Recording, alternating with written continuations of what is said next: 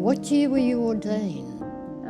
2012, just about four weeks before I was commissioned an NZCF officer with the New Zealand Cadet Forces. It was a busy year. You know, one hand I was trying to get myself ready for ordination, and the other I was trying to make sure I had whatever I needed to know about what it was to be a commissioned officer. And my uniform wasn't fully fitted, and I didn't even know how to put the belt on properly. So I was very, very green heading to Poihaere. You have a variety of young people of all genders, all races, all creeds, who are looking for something positive to fill their lives. And you can only go so far with a little screen. This is an opportunity for them to learn in quite a disciplined way how to be a leader, or how to be a really good team player. Knowing that these young people, when they come in, not all of them are confident. A good majority are shy, withdrawn, and by the time they leave, they can organise anybody into doing anything.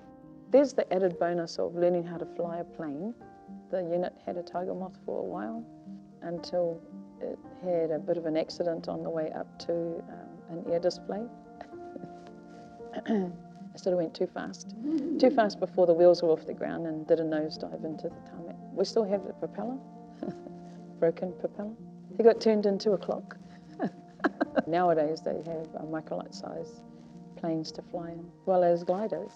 So we offer both to the cadets. They can train in gliders first. A lot of our cadets can fly a plane by themselves before they can drive a car. 15 is the go-to age. My dad, he was in the J-Force in World War II. And he always talked about his life in Japan and how kind the people were. We lived there for a little while, about 3 years, teaching mainly English. But in their English textbooks that they used, they also talked about how the Māori were trying to revive the language. And so I convinced my Board of Education the students should learn a bit of Māori as well, just to understand how easy it is to learn the language. And so a school took it up. It was quite neat being able to walk downtown and talk with Japanese students in te reo. So while I was there, I thought it would be really to my advantage if I did take up the culture itself. So I enrolled in a tea ceremony, how to wear a kimono by yourself. I might have been one of the first foreigners to take up a lot of the lessons. So I have my licence. You have to get a licence? Yes, yep. After 3 years you can qualify for being a licensed tea maker. You have to do quite a few tea ceremonies. The hardest part is to get up, because you've been kneeling for 10 minutes, your legs are asleep, and you have to get up gracefully and move out like there's nothing going on. Like it's just normal and you've only been sitting for a second or two. And it was never good at the start. It was really hard. I could never move. My mum, she was the first Māori female minister for the Waiapu diocese, shorter than me, with a voice like an angel, powerhouse voice that could hit really high notes. I'd always been a Christian, and Mum's journey in her ministry was a true inspiration for us. I just thought, well, it's something that I could do to give back to the community.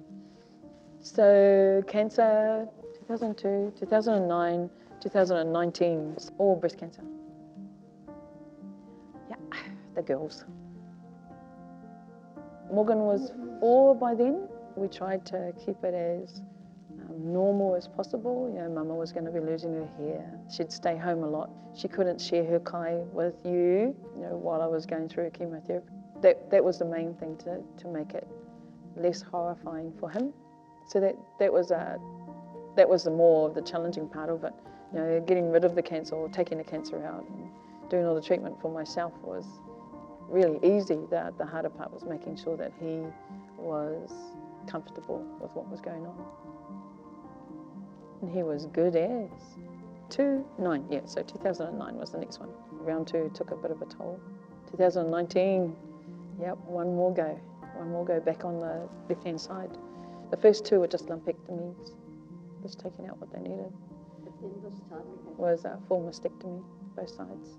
So round 3, they gave me another slow release chemical that stops estrogen this time. So I have no estrogen running around my body. I get grumpy, like grumpy.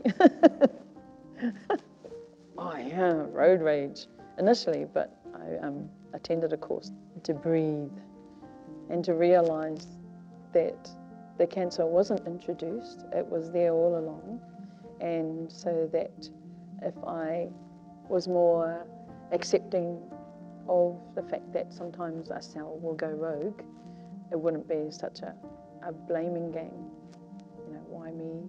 Then I thought, why not me? Especially when I found out that, you know, 1 in 3 Māori in Pacific Islanders get diagnosed with cancer all the time.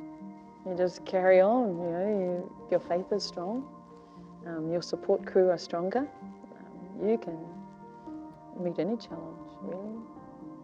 You know, there's at least 4 or 5 circles that I run in. Well, I don't run as much anymore, more like walk quickly in, that hopefully I've been able to help others without the expectation of, you know, there's something in it for me at the end. I don't mind being helped. You know, I've had to learn how to accept help over the last few years with my cancer journey, but definitely I love helping others. I love talking with people who have had a really interesting life. They may think it's really not that interesting, but in actual fact it's amazing.